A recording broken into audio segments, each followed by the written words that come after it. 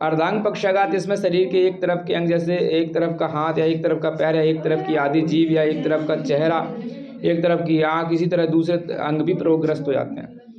आकस्मिक रूप से अर्धांग पक्षाघात निम्नलिखित कारणों से हो सकता है, जैसे सेरेब्रल थ्रोम्बोसिस है या सेरेब्रल एम्बोलिज्म है, सेरेब्रल हेमरेज है, एंसेफेलाइटिस है, ट्रॉमा हो गया कोई यानी आघात हुआ है कुछ, या फिर बात करें कि हिस्टीरिया है, मधुमेह रोगी की अंतिम अवस्था है, या फिर दिमाग की झिल्ली का पर्दा तथा मेरुरज्जा का पर्दा है, मूर्छा भी इसका कारण हो सकती है। मस्तिष्क की चोट या आघात से ही पक्षाघात का दौरा पड़ सकता है। इस रोग में पूर्ण रूप से उच्च रक्तचाप यानी हाई बीपी का इतिहास मिलता है। इसके अतिरिक्त कभी कभी मस्तिष्क के एक भाग में रक्त संचार में कमी हो जाने के से शरीर के किसी एक भाग में अल्पकालीन निर्बलता आ जाती है। कभी कभी रोगी को एक पैर या हाथ की शून्यता की अनुभूति होती है। कभी कभी रोगी जमीन पर गिरने का अनुभव करता है। पक्षाघात के कारण लक्षण ये हैं कि रक्तस्राव जनित मूर्छा किसी भारी श्रम के उपरांत भी होती है, कि बहुत ज़्यादा मेहनत कर ली इसलिए भी ऐसा होता है। सिर में भारी दर्द होता है, ग्रीवा में, स्तंभ में भी होता है। इसके बाद 1-2 मिनट में जो मूर्छा आती है वह एकाएक उत्पन्न होती है तथा गंभीर स्वरूप की हुआ करती है। इसके बाद रोगी को वमन भी होता है, सांस लेने और छोड़ने में भी घुर्राने की सी आवाज़ आती है। रोगी को एक तरफ का गाल जिस ओर पक्षाघातग्रस्त होता है दूसरी ओर की अपेक्षा अधिक फूला हुआ दिखता है। यूँ तो सारा शरीर शिथिल होता चला जाता है, परंतु जिधर का गाल फूलता है उधर की शाखाएं अधिक शिथिल होते चली जाती हैं, परंतु जिधर का गाल मैंने बताया ना उधर शिथिल हो जाएगा।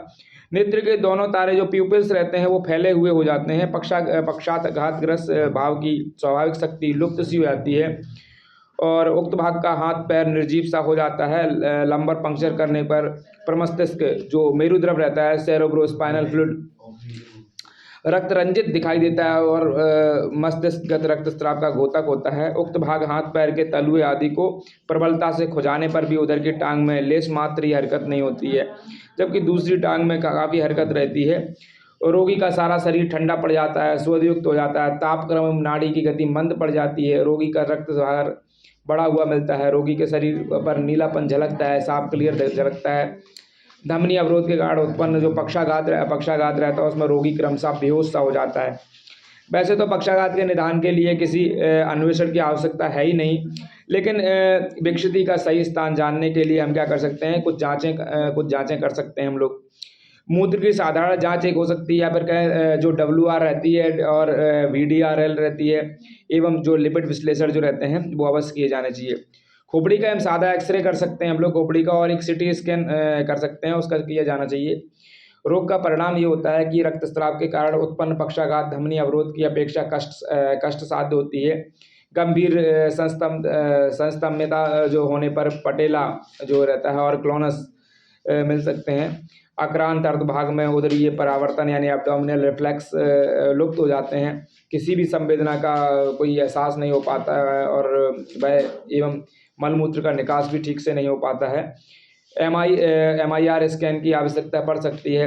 यदि रोगी सांस न ले पाए तो रोगी को ऑक्सीजन देना चाहिए। निरंतर ऑक्सीजन देने से सांस अवरोध नहीं हो पाता है, रोगी का जीवन बचा रहता है। बेकार हुए अंगों को आवश्यकता अनुसार मालिश करनी चाहिए। इसके लिए महानारायण तेल ले सकते हैं, महाविषगर्भ तेल ले सकते हैं। कड़वा सरसों का तेल बराबर मात्रा में मिलाकर दिन में 2 बार मालिश करनी चाहिए।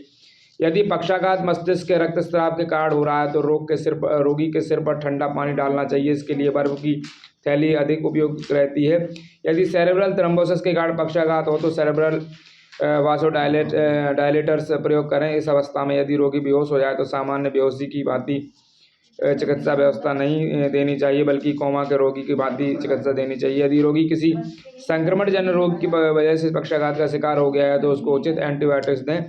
नाड़ी संस्थान को सबल बनाएं, रोगी की लाक्षणिक चिकित्सा करें, तापक्रम पर बराबर ध्यान दें। रोगी को तरल भोजन देना अधिक उपयुक्त रहता है। इसके लिए रोगी के पेट में स्टोमक ट्यूब प्रविष्ट करें और आवश्यकता अनुसार दूध, फलों का रक्त जो फलों का रस रहता है एवं अन्य पौष्टिक खाद्य तरल रूप में भी ट्यूब से डाले जा सकते हैं। औषधियों को भी इसी माध्यम से पहुंचाना चाहिए। रोगी को पेट में संचित स्राव में रायल्स ट्यूब के द्वारा ही निकालें। यदि रोगी को कुछ स्वस्थ होने के उपरांत चबाकर भोजन लेने की स्थिति में हो तो पुराने चावल की भात दें उसे। गेहूं की पतली रोटी दी जा सकती है। परवल, सहजन, लहसुन, अदरक, देसी घी पर्याप्त मात्रा में। दूध, जैसे दूध की बात करूं तो दूध में भी ये है कि विशेषकर गाय और बकरी का ही दूध देना चाहिए, ये आराम से पच जाता है। इस रोग में कबूतर, वैसे आप बात करें अगर वो चबाने वबाने की स्थिति में ठीक है तो कबूतर का मांस बहुत सही रहता है, कबूतर का मांस उसे देना चाहिए। रोगी को शीतल जल भूलकर भी नहीं देना चाहिए, ठंडा पानी तो बिल्कुल नहीं दें, हमेशा गुनगुना पानी दें, भोजन भी सदैव ताज़ा और गर्म ही हो। रोगी ऑक्सीजन की कमी से नीला पड़ जाता है, और जब ऑक्सीजन की कमी हो और शरीर नीला हो तो रोगी को तत्काल गहन चिकित्सा में भेजकर ऑक्सीजन देना चाहिए। रक्तचाप सामान्य रखें, इसकी व्यवस्था करनी चाहिए। इसके बाद हम लोग निद्रानाश या अनिद्रा यानी स्लीपलेसनेस होती है, इंसोम्निया कहते हैं, उसके बारे में चर्चा करते हैं। उसमें अगले वीडियो में उसके बारे में जानेंगे।